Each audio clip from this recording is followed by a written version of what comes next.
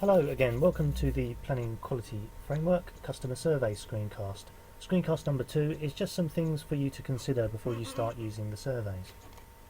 First of all, you'll want to consider your customers. It's worth thinking about putting something on your website that informs customers about the customer survey process, and for your regular customers, such as agents that submit planning applications regularly, they'll need to understand that they'll also be getting surveys regularly because the surveys are based on individual planning applications. The Quality Framework Resources section of the website has an example letter that you can use to send to agents. It's also worth using your agents forums, if you have one, for introducing the customer surveys to your wider group of customers.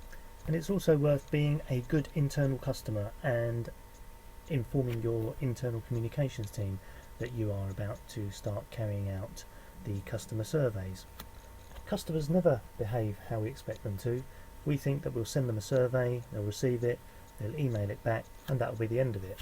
And in most cases that will be. However, some customers will receive the survey and the first thing they'll do is want to talk to someone about it, and they'll pick up the phone. So it's worth you briefing your call centre or contact centre about the fact that you're carrying out surveys and that they may receive inquiries and where to send them. And it is important that you ensure that your counsellors are aware of the customer surveys. They'll be in regular contact with members of the public on the door or in their surgeries, and it's very important that they understand how the surveys work so that they can answer questions from members of the public on it. Then there's your colleagues. For you, this may have been all that you've been doing for the last couple of weeks. It's important that the rest of the planning department know that this survey system has been set up and is now running, because anyone potentially could receive inquiries about it. So just a few pointers. It's not exhaustive, but you need to think about who, apart from customers, could be affected by the survey process and brief them accordingly. Next, we just need to think about the fact that these are surveys that are going out to real people, which may sound obvious, but it does mean that we need to think carefully before we actually press the send button about how we are presenting ourselves as counsels to our customers.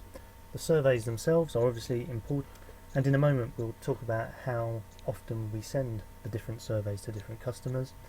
But there's also the whole package of running a survey. How do customers contact you if they want to talk to someone about the survey? Is there an accessible and quick response?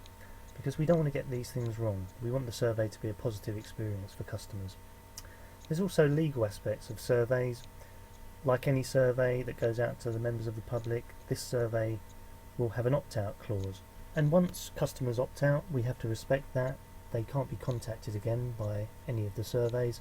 So it's very important that we think about how the survey is set up and think about, as we were talking about earlier, the communications around the surveys so that people fully understand why the council are carrying out the surveys, and that for many of them they may receive more than 1, 2 or 3 in any one given period.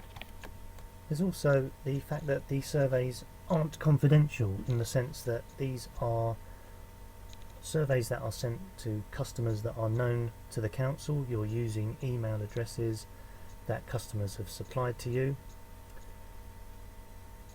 Customers will understand that you will see their answers. They can request for you to contact them specifically via the survey. However, it's also important that customers understand that other organisations, such as Planning Advisory Service, won't ever see their personal information, so there's confidentiality in that sense. As mentioned earlier, there will be people that receive more surveys than others. Your agents, for example, they'll give you the highest quality feedback, but you do need to decide whether you are going to send them repeat emails each week. So you may decide that you want to just send them a sample, or you may decide that, based on your relationship with the agent, that it's okay to send them surveys on every application that they send in. And there's the internal review. This is a very helpful survey because it gives you a perspective from your own people about how the planning process went on an individual application.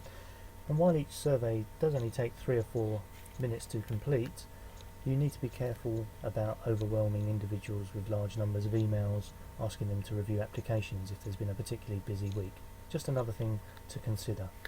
Just to finish this section, here are some ideas from councils that have been piloting the surveys.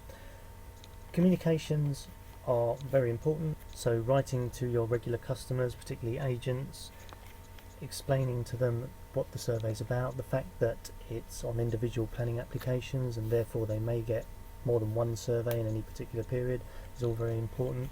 Using your regular agent forums to communicate aspects of the survey. Some councils are also considering using a prize draw, which can be an effective way of encouraging people to complete more than one survey. In terms of the internal case reviews, councils are choosing to manage the volumes by sending cases for review that have had objections to the head of service and sending everything else to the case officer, and using case officers to review each other's cases, which gets a different perspective that can be shared and discussed at opportunities like team meetings. Okay, thank you. That's the end of this screencast. If you have any questions, you can email me, martin.hutchings@local.gov.uk, or better still, why not log into the discussion forum on www.qualityframework.net and discuss some of these things with your colleagues. Thank you.